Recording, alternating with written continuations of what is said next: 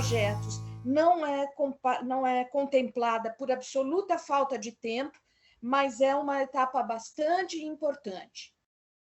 Em seguida, discutíamos a questão do quanto esse trabalho de leitura crítica apoia a fase de desenvolvimento dos originais, portanto, é um trabalho muito parceiro com o editor responsável pelo projeto, na maior parte dos casos, com o editor responsável pelo conteúdo dessa obra, eventualmente o editor responsável, aquele que cuida do projeto como um todo.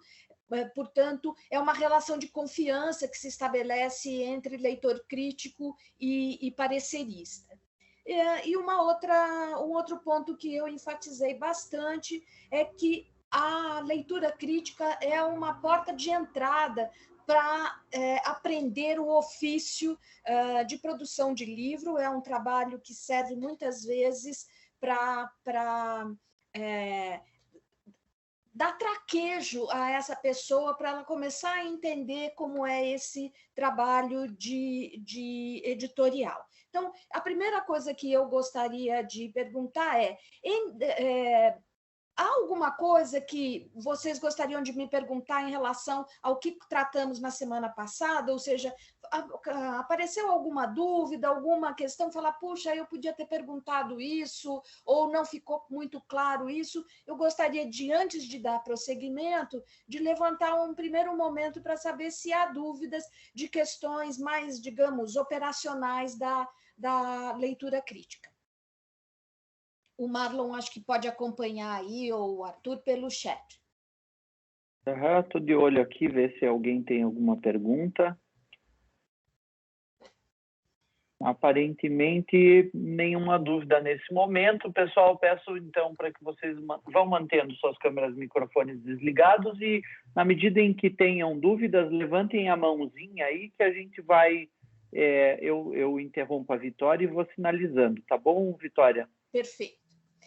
Então, eu gostaria, então, antes de entrar nessa questão, Manu, eu queria só retomar um pouquinho 2 pontos Perfeito. que eu queria enfatizar. Pode deixar essa tela aí, eu só queria enfatizar 2 pontos importantes.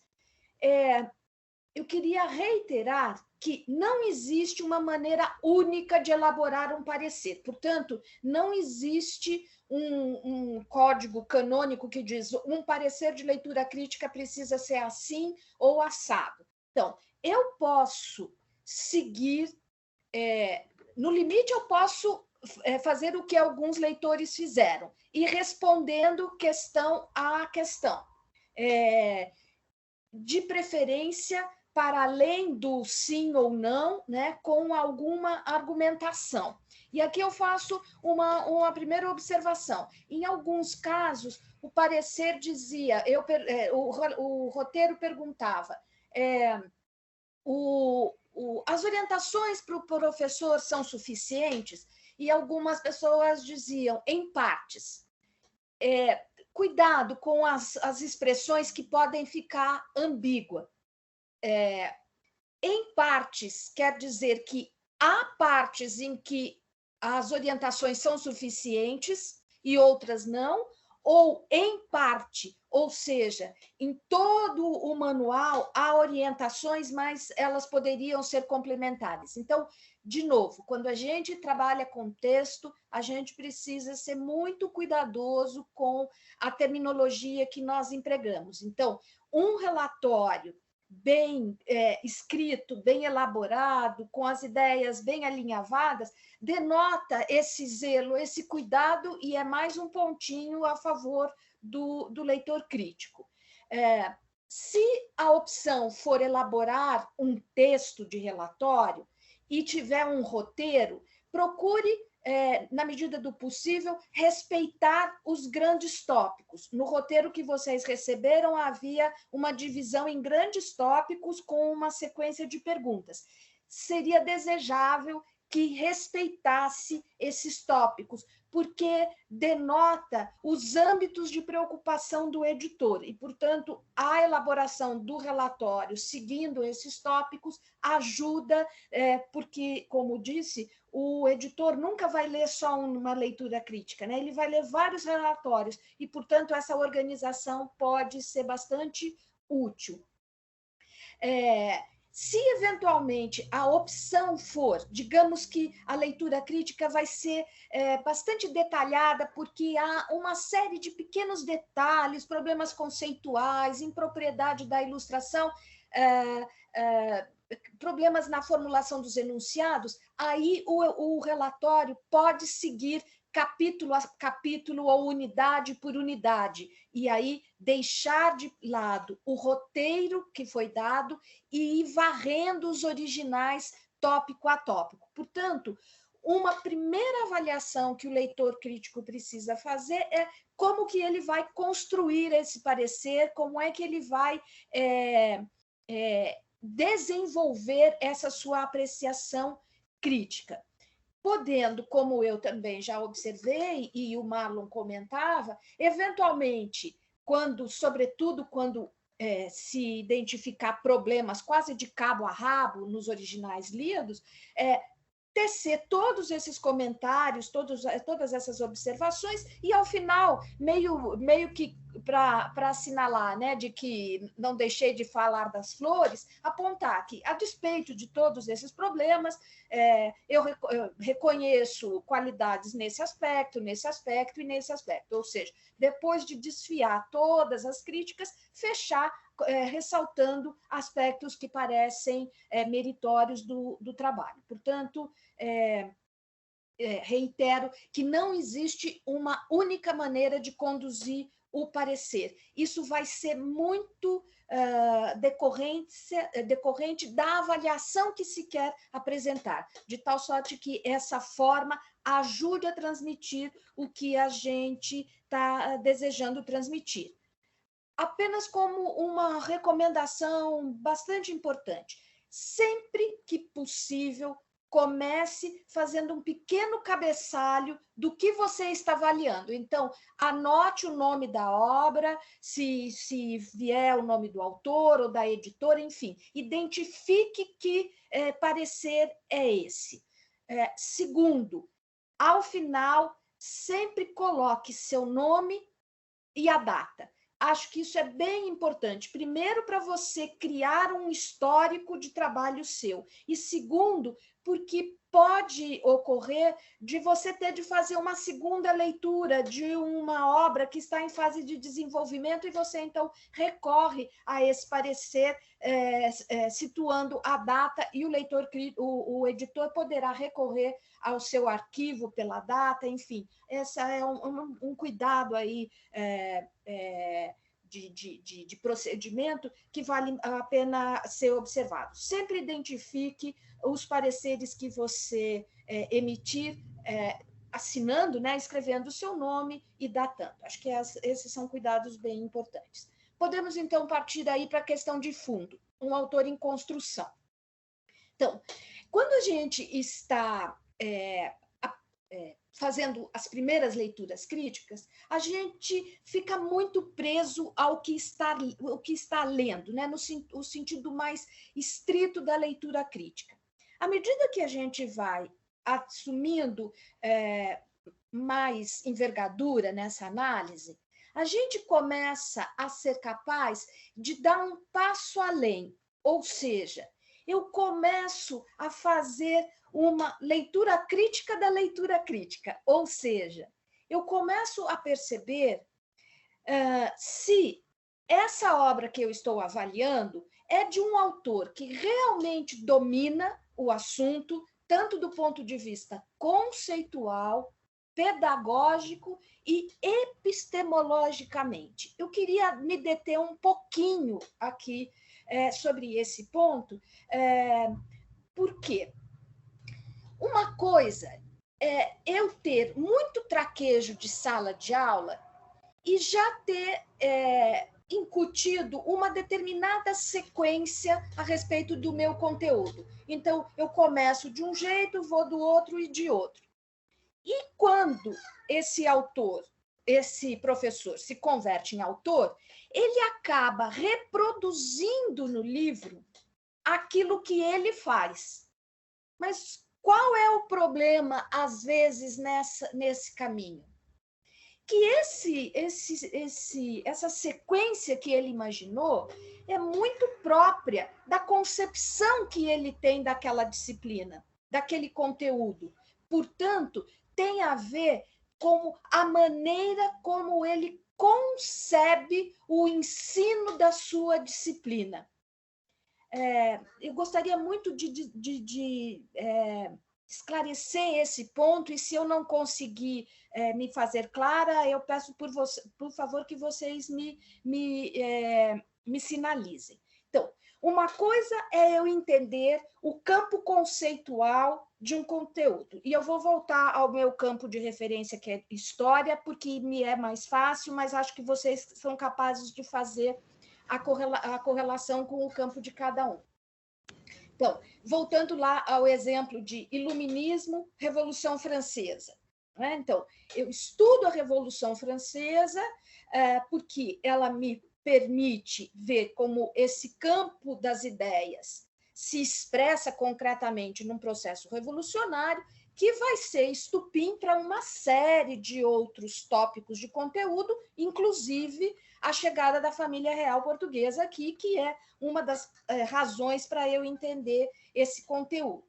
Muito bem, então, eu domino perfeitamente o que vem ser iluminismo, liberalismo, ideologia, enfim, eu conheço todo esse campo conceitual.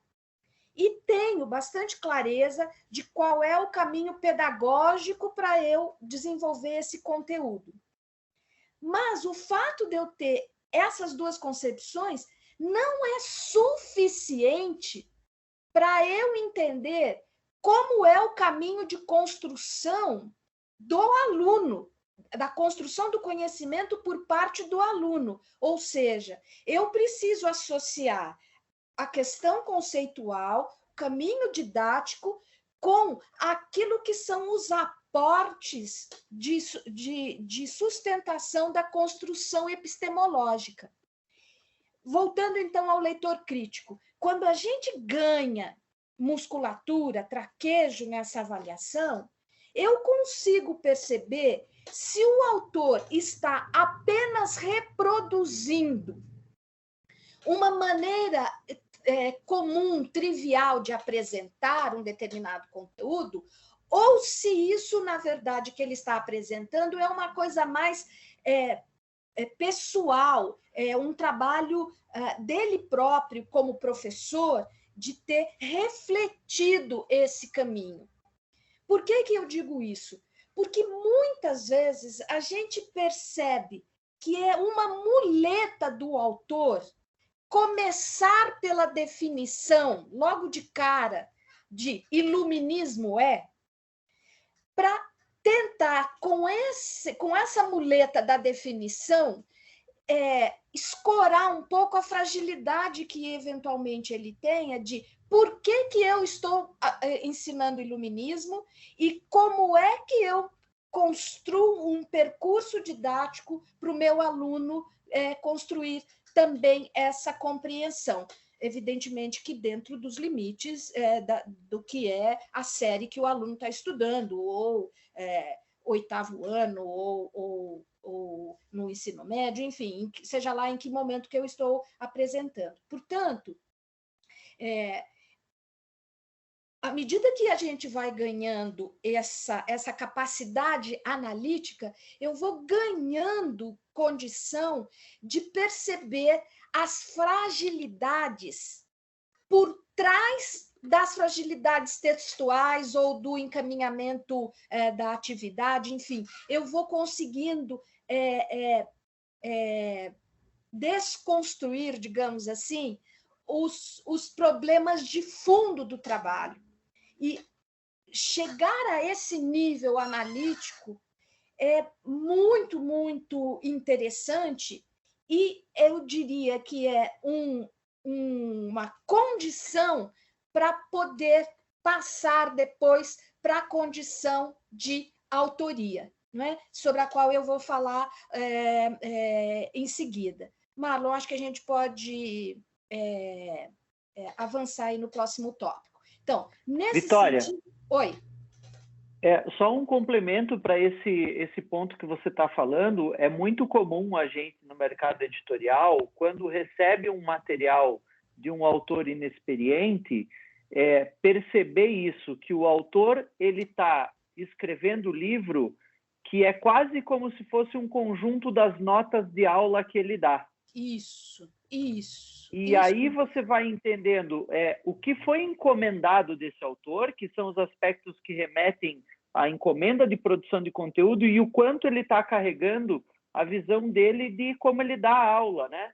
E são coisas muito diferentes. O autor, quando ele vai ganhando experiência, ele se distancia, ainda que não abandone suas convicções de ensino sobre a disciplina, mas ele... Quanto mais distante ele vai das notas de aula dele, mais ele se aproxima de um bom autor de material didático.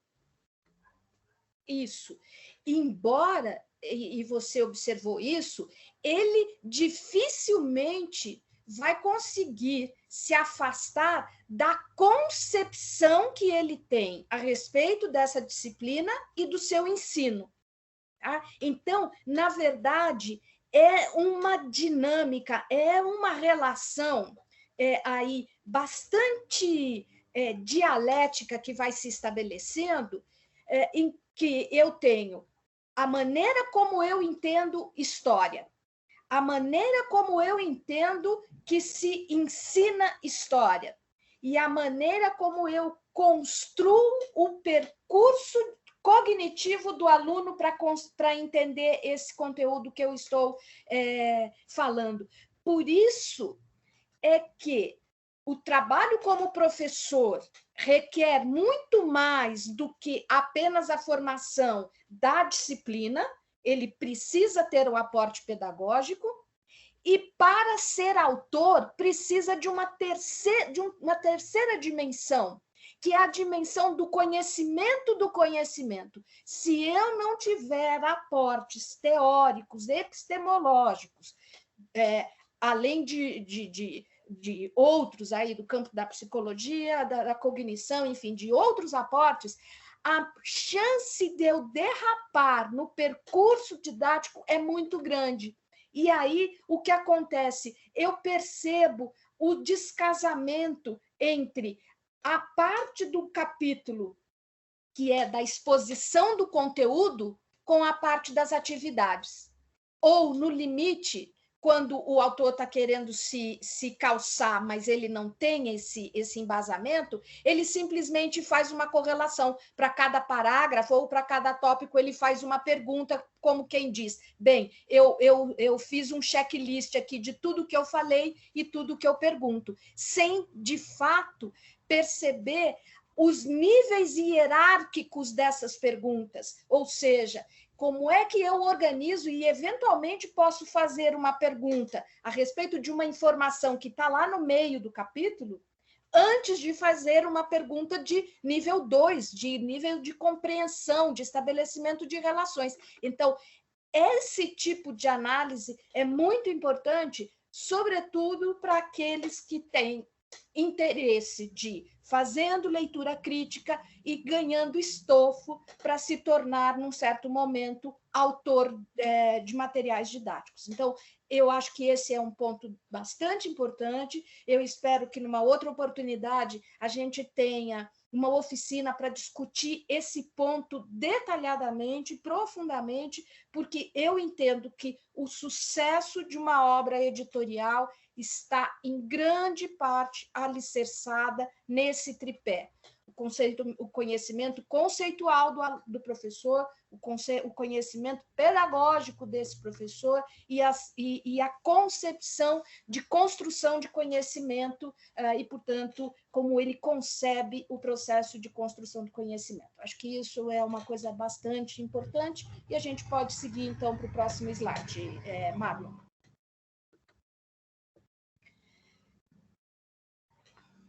Então, Dito isso, a gente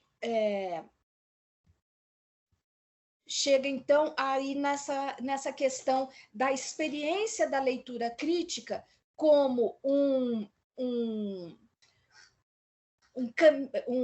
uma atividade que abre caminho para duas possibilidades de trabalho.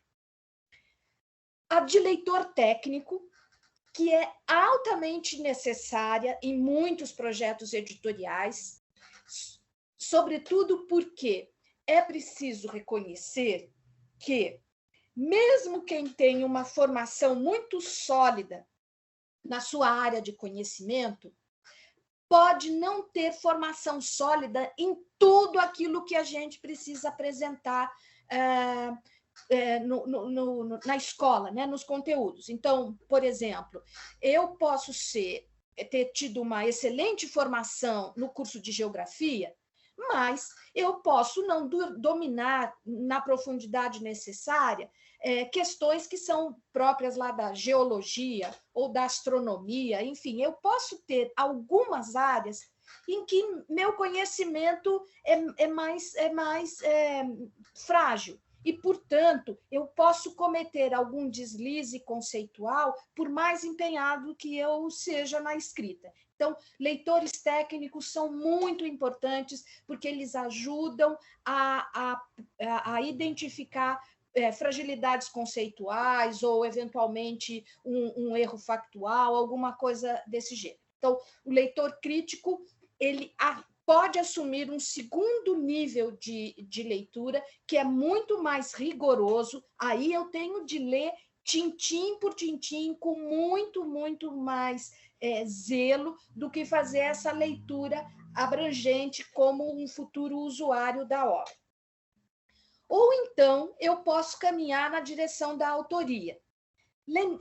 E aqui eu faço um esclarecimento para quem não tem traquejo, que eventualmente uma editora pode solicitar a uma pessoa que apenas produza atividades complementares. Digamos que tem lá o livro e, por alguma circunstância, é preciso ampliar a quantidade de atividades complementares. Ou existe uma demanda por parte dos usuários dizendo que no livro tem poucas atividades e é preciso produzir um caderno suplementar. Ou seja, por algum motivo é preciso oferecer maior quantidade de atividades. A editora pode, então, recorrer a um leitor crítico que se mostra competente aí ao fazer sugestões de atividades para que ele as crie. Às vezes, eu posso ter uma pessoa que vá ajudar no desenvolvimento da obra, por conta de cronograma, de tempo muito curto, delegando a uma pessoa o desenvolvimento de determinadas sessões muito específicas, que têm uma determinada finalidade, ou para a qual o autor não tem muito traquejo, ou porque elas demandam tempo, porque precisa pesquisar texto, precisa ir atrás de imagem, enfim, é uma sessão que consome muito tempo e o cronograma é muito curto, e eu posso, então, encomendar à parte. Isso é muito comum em livros em que não há uma autoria definida, ou seja, é uma obra coletiva em que o editor, na verdade, monta um pool de autores, não é? E aí o talento apresentado durante a elaboração das leituras críticas pode habilitar a pessoa a desenvolver isso. Ou então ser chamado para produzir integralmente uma nova obra.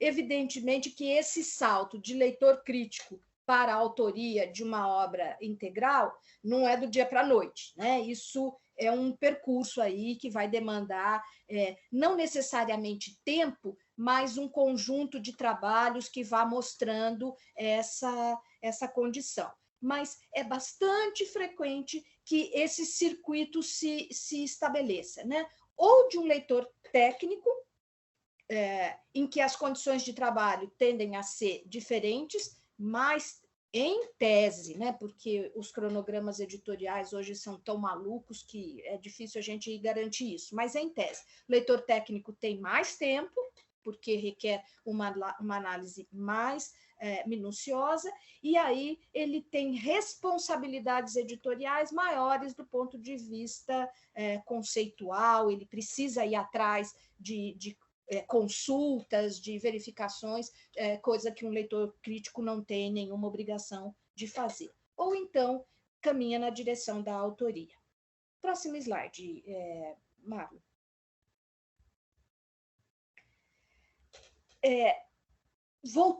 Amarrado nessas questões que eu apontava, eu gostaria, e porque isso ficou bastante evidenciado em alguns pareceres, eu gostaria de chamar a atenção para quando a gente pergunta no roteiro a respeito da fundamentação teórica da obra, há duas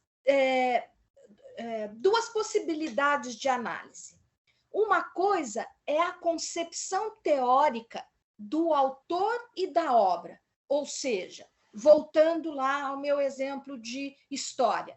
Então, eu percebo que o autor utiliza categorias de análise claramente dentro do campo marxista. Então, ele vai falar de classes, ele vai falar de conflitos sociais, enfim, ele tem uma maneira de abordar o conteúdo que denota uma referência teórica no campo da disciplina em que ele está trabalhando.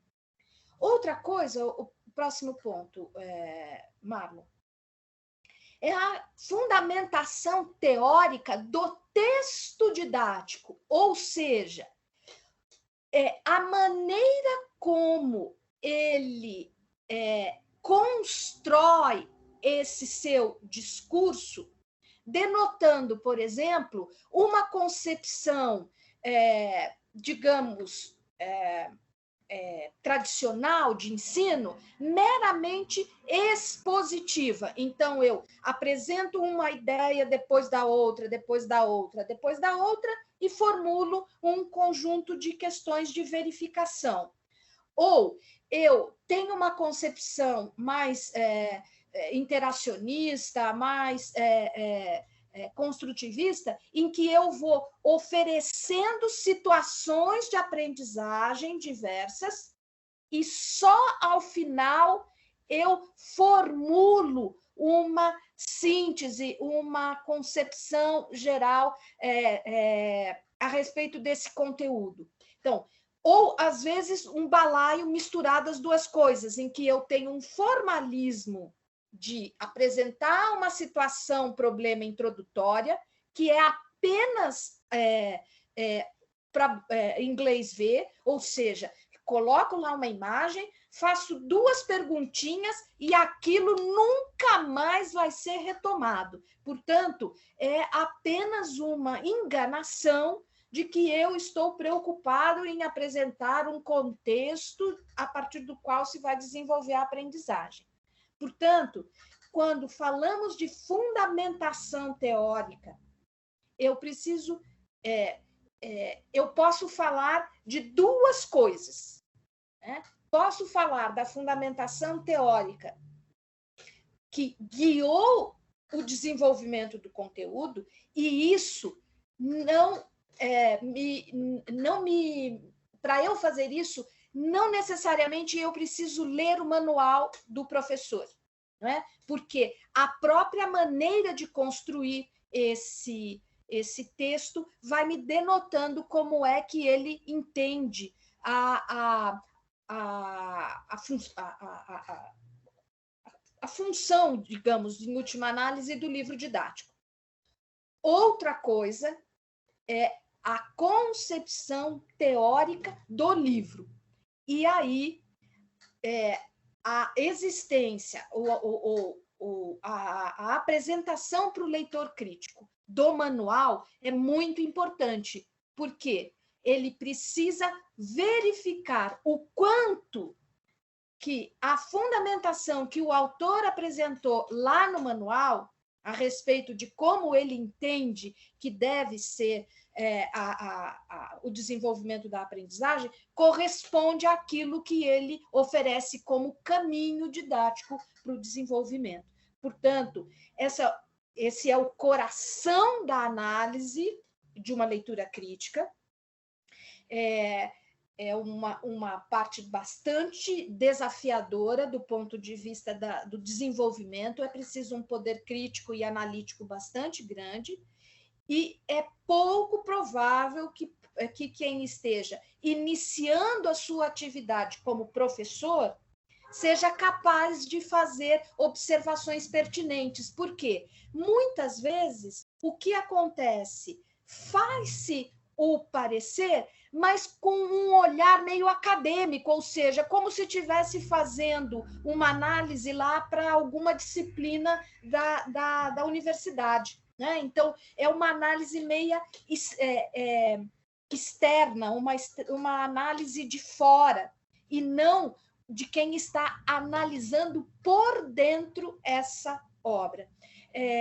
Eu gostaria de fazer uma intervenção aqui para se ficou esclarecido, se ficou clara essa distinção, porque eu entendo que esse é um ponto bem importante e talvez no conjunto dos pareceres que eu li, e foram mais de 35, portanto, são desiguais, há pareceres mais bem elaborados e outros menos, mas esse me pareceu o ponto mais importante do conjunto dos pareceres em que houve a maior incidência de fragilidades, ou seja, quando se perguntava a respeito da concepção teórica da obra, muitos sequer responderam ou não tiveram clareza se era a concepção teórica que sustenta a apresentação do conteúdo,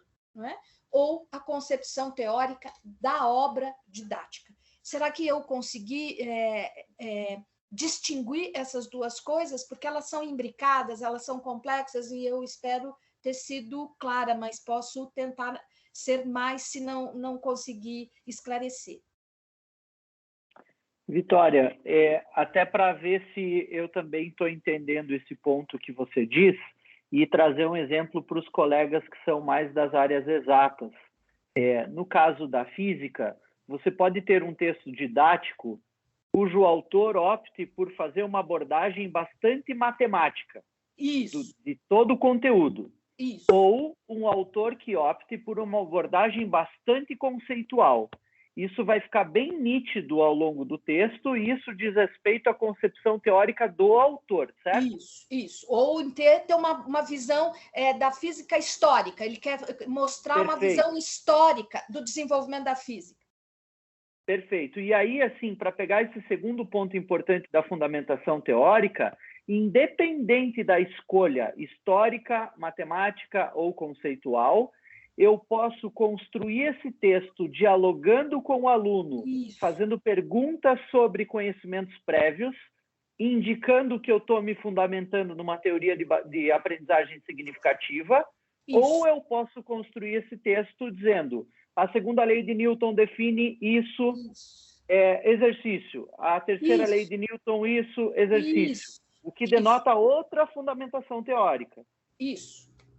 Exatamente isso.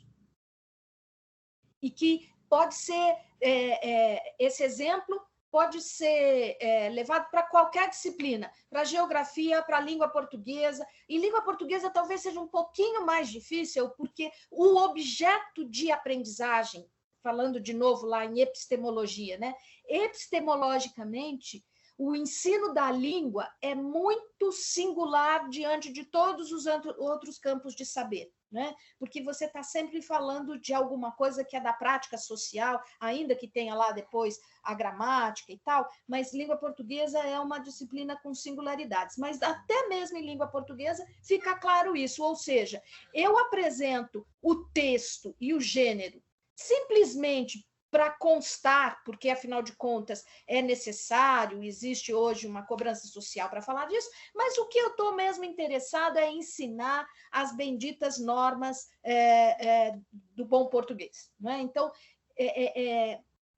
eu posso transferir isso que o Marlon falou para qualquer campo de conhecimento e que é perceptível essas variações.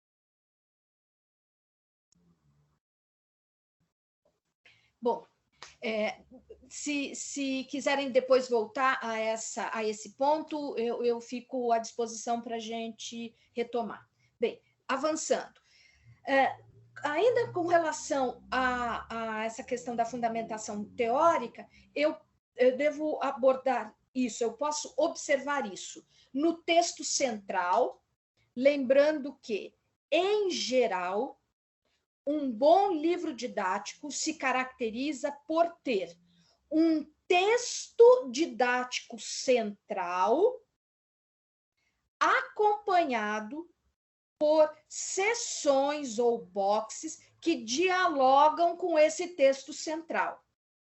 E que essas seções ou têm finalidades didáticas ou apenas complementares se a finalidade for simplesmente de trazer mais informações, aprofundamento factual ou de informação ou conceitual. Então, eu tenho um texto central que, por definição, precisa ter começo, meio e fim, e tenho as seções.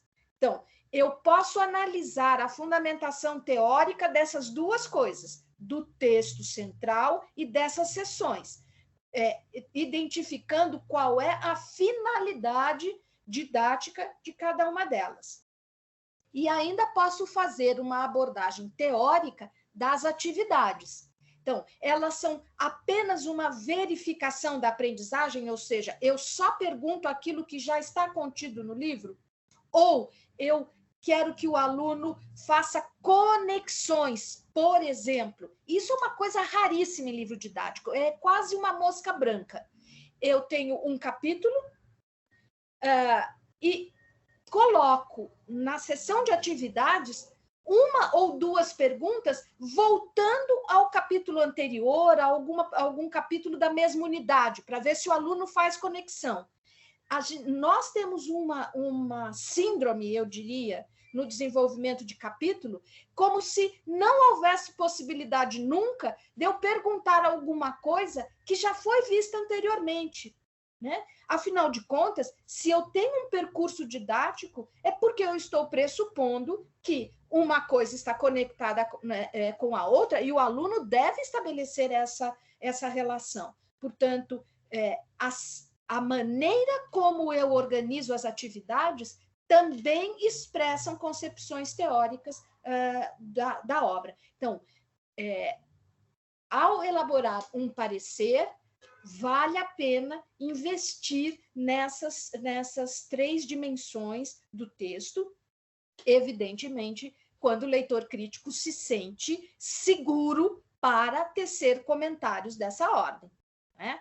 Se ele não domina ainda isso, é melhor ele deixar considerações mais gerais e eventualmente dizer, olha, não me sinto confortável em fazer uma análise mais profunda, mas podendo, vale a pena investir nesse tipo de análise. Marlon, podemos seguir. Então,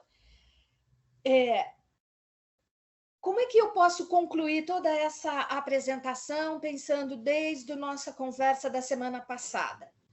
Um leitor crítico, ele realiza um trabalho analítico e de avaliação, é intrínseco. E, portanto, quando eu digo que ele analisa e ele avalia, nós estamos falando de um nível de profundidade elevado, né? Uma capacidade de pensamento, de elaboração bastante sofisticado. Por favor, Marlon.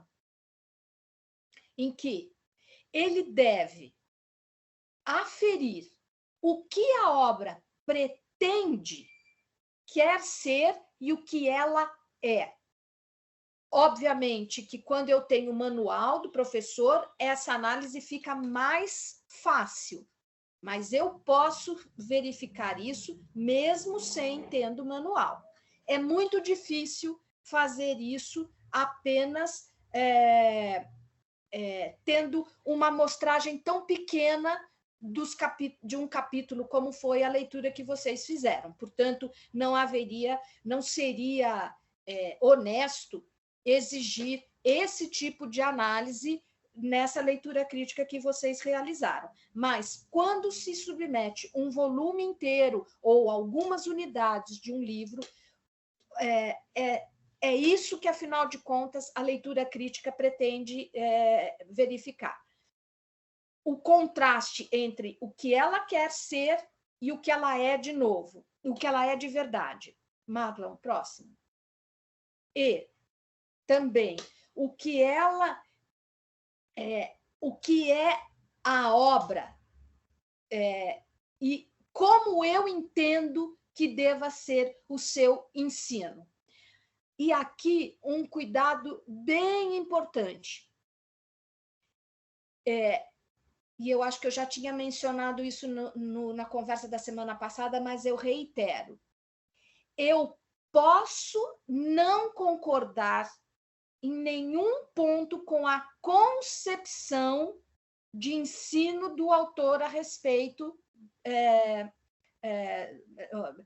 presente na obra. Então, ele tem uma visão meramente factual, é uma apresentação sistemática de fatos, apenas uma narração de episódios. Mas ele pode fazer isso de maneira consistente ou não.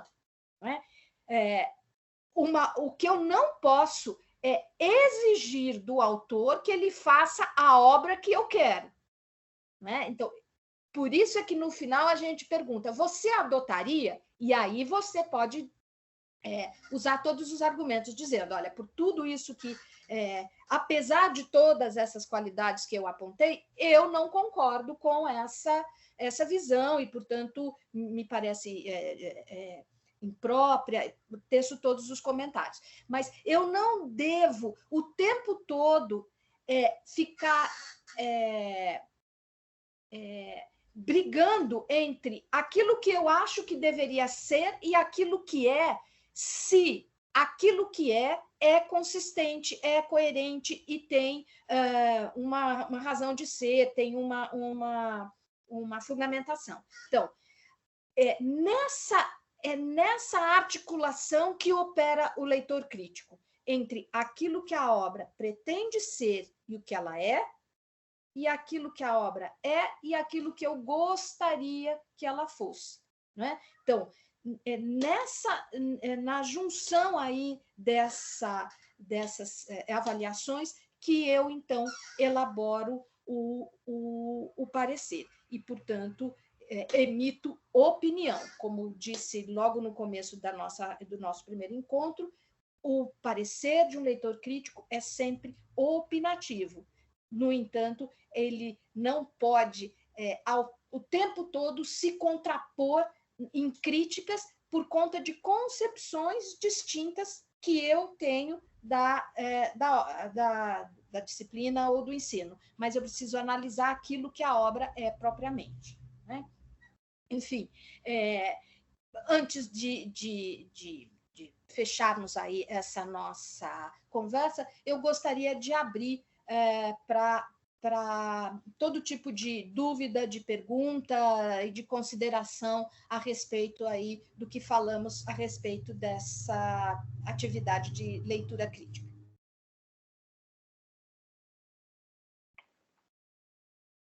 Bom, pessoal, então, se alguém... tivemos algumas conversas e interações aqui no chat também, algumas perguntas abordadas. Se alguém tem alguma outra pergunta para fazer ou alguma consideração... Acho que a gente podia desabilitar esse modo apresentação, Marlon, e aí talvez eu vou tirar a apresentação as janelinhas para as pessoas se sentirem mais à vontade para falar. Isso. vocês se sintam à vontade agora, pessoal, para fazer perguntas, levantar a mão, fazer algum comentário. Basta que vocês abram o microfone, a câmera, se quiserem. E acho que seria muito precioso também, Marlon, acho que você vai concordar, feedback do quanto que essas orientações correspondiam às expectativas, né? Se era isso que se imaginava, e se de fato foram úteis, ou seja, se vocês se sentem mais instrumentalizados, porque, de novo, isso foi o que nós imaginamos, Marlon e eu, que fosse útil para vocês desenvolverem, mas eventualmente vocês tinham alguma expectativa ou gostariam que nós abordássemos algum aspecto que não contemplamos, e isso vai ser muito importante para a gente, ou eventualmente cobrir essa lacuna agora, ou numa segunda edição a gente aperfeiçoar aí essa oficina. Com certeza. Vou passar a palavra para a Ana Isabel, que levantou a mão aqui. Ana, pode falar. Obrigada. Oi, Vitória, que prazer, que coisa boa ouvir você. Como você tem conhecimento bom que pode passar para a gente. E isso é, assim, inesgotável e precioso demais. Na verdade, você levantou pontos que fogem do nosso radar, como estando fora de sala de aula e lidando com materiais variados que chegam na mão da gente. Você abordou aspectos que precisaria da nossa, pelo menos da minha parte, vou falar por mim unicamente, precisaria de aprofundamento e muito, como verificar as outras obras que estão no mercado, porque estando fora de sala de aula, a gente não tem contato com essas obras, mesmo fora da disciplina da gente, que no meu caso é língua portuguesa. As formas como os editores estão considerando as questões, como você mesma colocou, eles mudam a cada tempo, e esse mercado é muito mutável, vamos dizer assim, mas eu adorei, e estou esperando ansiosa o leitor técnico, porque eu acho que nessa área eu me acho melhor do que no crítico. Marlon, não perca isso de vista, por favor. Pode deixar, Ana. Agradeço muito a oportunidade de ter participado disso e de poder rever essa Vitória tão querida, e você, Marlon, também. Obrigada. Obrigado, Ana. A Ana é uma parceiraça nossa aí de muito tempo. Que legal. Fico feliz de ter você aqui, Ana. Vou passar a palavra para a Tatiana. Pode falar, Tatiana.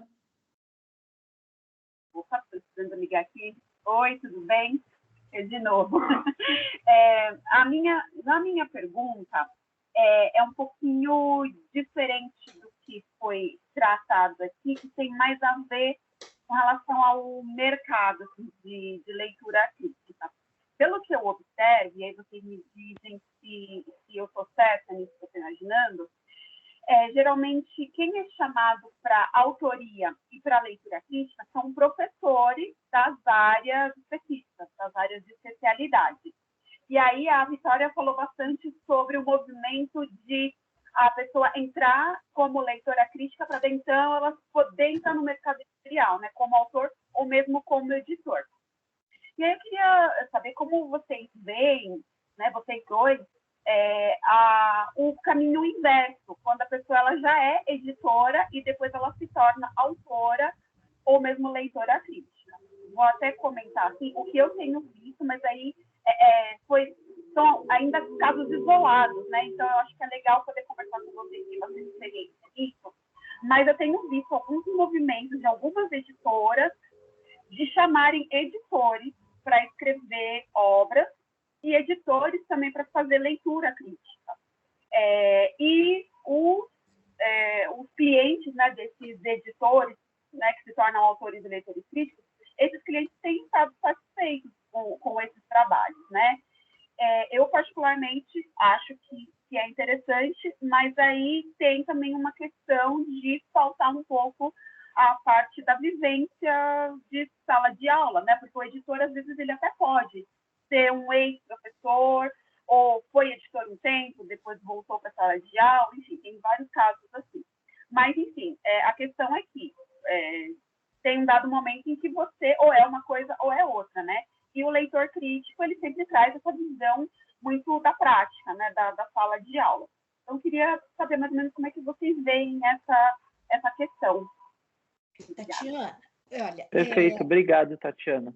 Eu acho o seguinte, aí é uma opinião muito pessoal, falo aí eu como Vitória, como uma profissional do livro, e, portanto, aceitando, admitindo que se pode ter outras visões, mas eu acho descabido você pedir a uma pessoa que tem conhecimento para executar uma função de edição de uma obra, que ela desenvolva o papel de leitor crítico.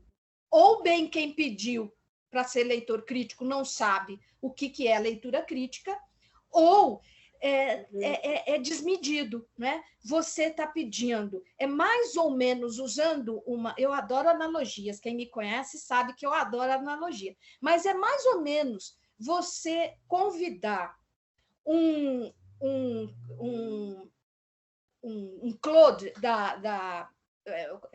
me foge o sobrenome dele, o Claude Troagrat, o cozinheiro, um chefe desse porte, para fazer ovo frito na sua casa. Caramba! Se você tem oportunidade... Mas o que quer dizer isso? Porque, assim, você chama um chefe de cozinha para fazer um banquete para os seus convidados. Você chama um chefe de cozinha para fazer um bife bourguignon, alguma coisa que requer muita sapiência.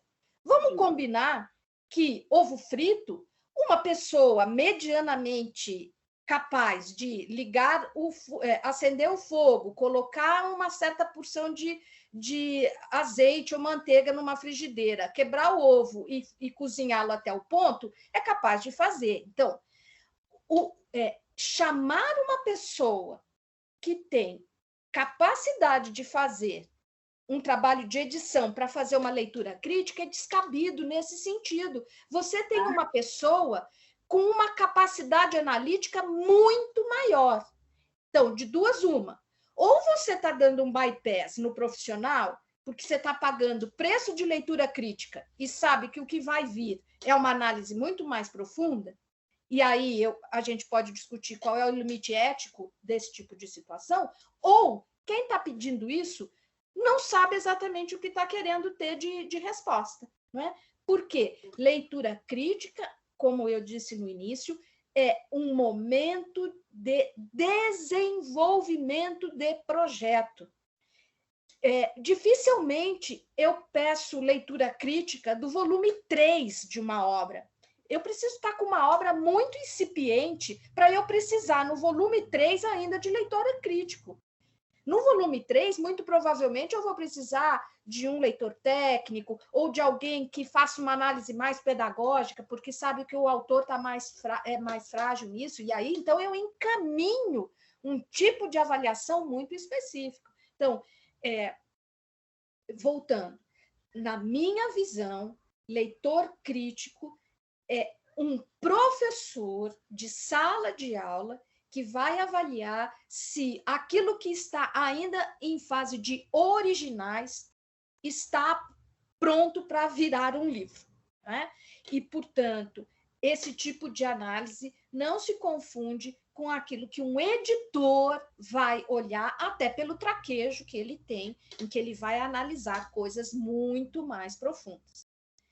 É verdade, Tatiana, e aí é preciso ser realista, que por uma série de circunstâncias que não cabe aqui discutir, há pessoas respondendo pela edição de livros sem, de fato, ter todo o arcabouço para ser editor. Então, aí é uma outra distorção, uma outra questão que não é aqui o fórum para a gente discutir. Mas, pressupondo que quem já foi editor tem as credenciais profissionais, né, de formação e o domínio para ser um editor, porque, lembrando, para você ser editor, na minha concepção, você foi um dia um assistente, né? Um editor assistente, você foi aprendendo esse ofício até você responder pela editoria. Então, essas situações que você narra, eu acho que decorrem muito mais dessa confusão e muitas vezes pelo fato de que estão à frente de editoras pessoas que não conhecem todo o riscado, digamos assim, do trabalho editorial e acabam pedindo para as pessoas não erradas, porque é evidente, um editor tem contribuições, mas não são para as pessoas apropriadas o tipo de análise que foi pedido. Então, me parece descabido pedir a alguém que foi editor leitura crítica. Ô, Vitória, e complemento dizendo o seguinte, também em resposta a Tatiana, existem 3 situações que eu gostaria de acrescentar. A primeira delas, às vezes, é um pouco de malandragem das editoras que solicitam o serviço, porque pedem uma leitura crítica, malandragem meio com disponibilidade de profissional, pedem uma leitura crítica para um editor, porque sabem que esse editor, às vezes, ele não se controla e já mexe um pouco na obra, ou vai entregar um encaminhamento para uma edição muito tranquila que pode depois ser resolvida internamente. Então, isso acontece no mercado. Existe também, às vezes, isso por conta de disponibilidade de profissional, a pessoa não encontra e acaba delegando alguém de maneira incorreta. Não deveria acontecer isso. Só porque eu não tenho alguém no momento para fazer uma leitura crítica, eu destacar um editor para isso. Acontece o que a Vitória falou, que eu costumo chamar de um desperdício intelectual, sem demérito algum ao trabalho do leitor crítico. Isso, mas um editor sênior não consegue tirar da cabeça dele um conjunto de convicções e de atuações que a nossa antiga gerente, a Cris Kescher, dizia para a gente assim: editor, edita. Você dá um material para o editor, ele não consegue se segurar. Então, ele vai passar além disso, ele vai, talvez até entregue uma leitura crítica inadequada por carregar muito essa visão de edição, né?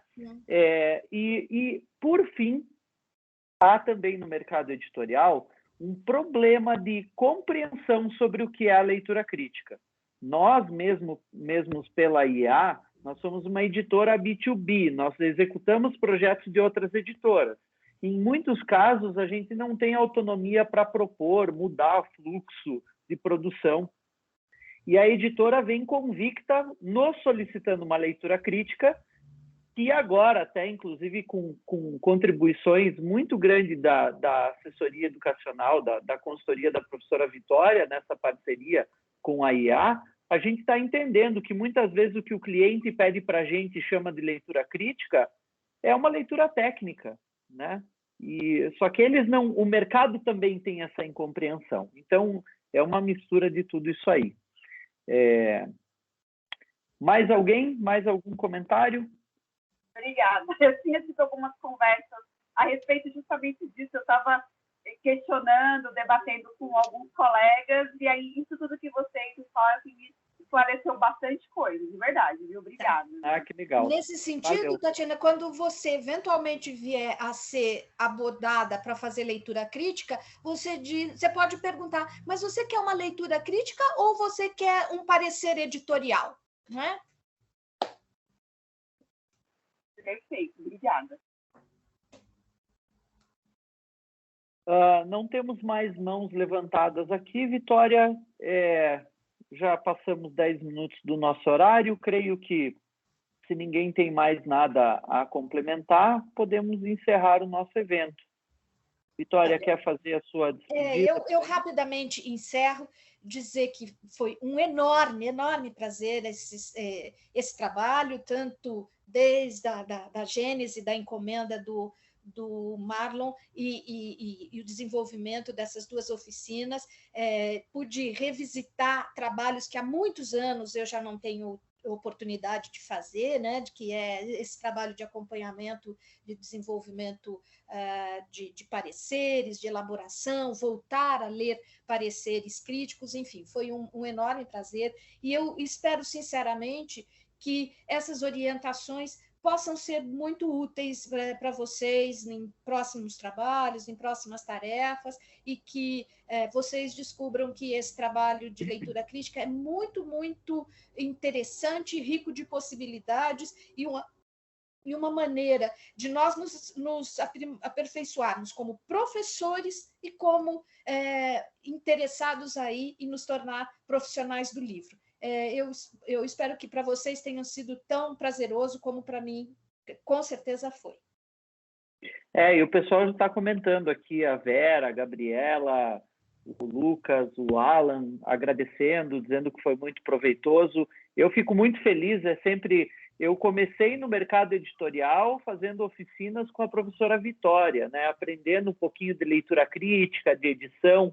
Foi o meu caminho no mercado editorial, começando por leitura crítica, depois elaborando atividades, contribuindo com sessões, bem aquele caminho que a Vitória trilhou ali. E depois de trabalhar um pouco com algumas edições, eu fui para a autoria de materiais de física, cheguei a escrever o PNLD, que foi um divisor de águas, né? A vida antes do PNLD e depois. E hoje estou um pouco afastado desse universo de pôr a mão na massa, mas foi maravilhoso esse encontro. O pessoal perguntou sobre oficinas futuras. Essa oficina é ofertada de acordo também com algumas demandas que nós temos na IA, né? de capacitar leitores críticos para possíveis trabalhos no futuro. Nossa próxima demanda, onde a gente pretende atacar, é uma oficina de edição de conteúdo, focada para os editores de conteúdos cadastrados com a gente. Não é uma oficina para formar do zero um editor de conteúdo, mas a gente pode conversar daí, já que vocês todos estão na nossa lista de colaboradores aí, ou de potenciais colaboradores. Sobre a oficina de leitura técnica, não temos nada pensado, mas eu vou conversar com a Vitória, porque eu creio que também é de grande interesse aí de vocês, e eu vou atualizando vocês com mais informações. Tá bom? Agradeço pelo tempo de vocês e vejo vocês no futuro. Tchau, gente. Obrigada pela atenção de todos. Obrigada. Valeu, obrigado, professora Vitória. Obrigado, Marlon. Um abraço a todos. Valeu.